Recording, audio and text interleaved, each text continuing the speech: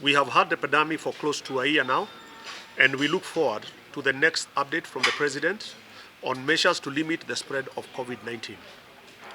Since the pandemic started, bar and restaurant operators, border operators, taxi operators, and fresh produce traders have borne the brunt of the impact.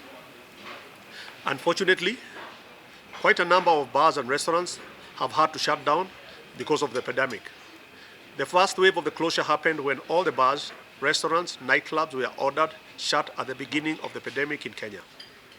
Where there was some relief for the sector when the government allowed partial reopenings, things have not improved well enough for the sector to fully recover.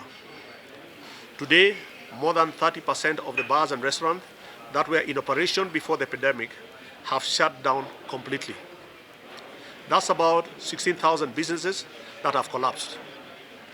And given that every restaurant employs at least a minimum of 10 people, that's about 160,000 people losing their livelihoods. In addition, because bars and restaurants are working on one shift instead of the usual two, we have been forced to reduce our staff by half, which means that close to 190,000 workers are out of jobs. The actual affected number of Kenyans is more than 1 million. When you consider that each of these workers supports minimum 5 people. The entertainment industry supports an entire chain of other sectors, such as taxi operators, border operators, and fresh produce suppliers. And the closure of an establishment means that a lot more people suffer. From our estimate, the closure of one bar in a rural area affects a minimum of 20 people, while in urban areas such as Nairobi and its environs affect at least 200 people, with a lot more of livelihood affected. Mr. Chairman, can you continue with the second one?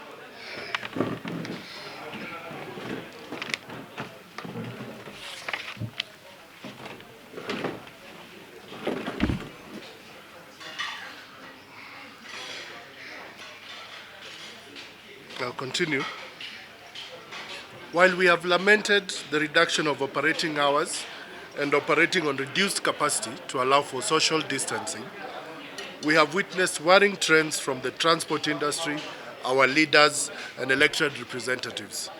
It's important to remember that those of us who have come back to work will still have to pay all the levies and operating fees due to county governments and the national government.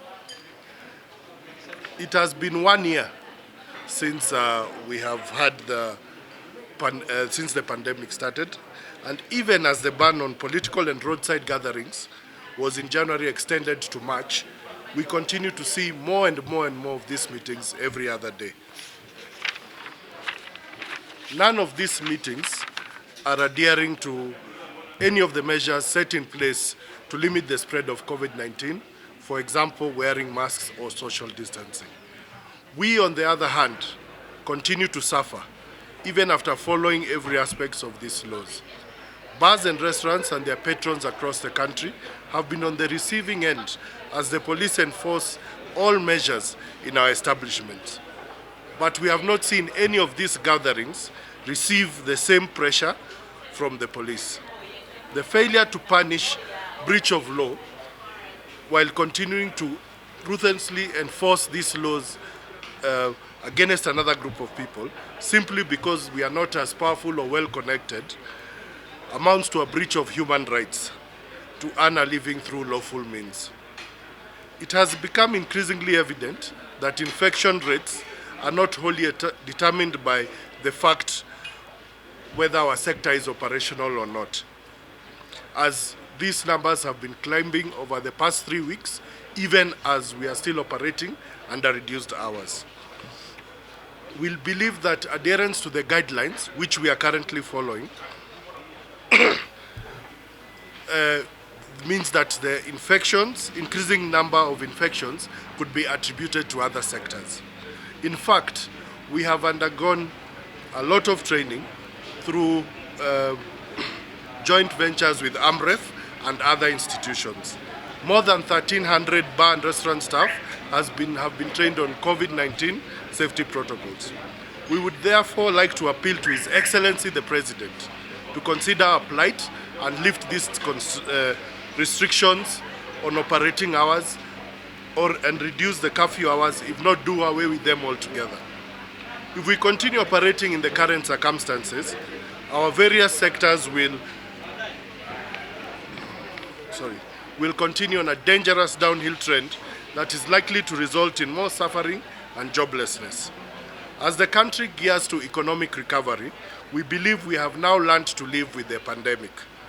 And it's now time to allow all sectors of the economy to fire up their engines once more and resume work in order to build Kenya and let it achieve its ambitions. As the Federation of Kenya Employers has pointed out, the restoration of taxes means that the employers are now burdened with the task of enabling the economy to get back on its feet. Thank you. Let's have it.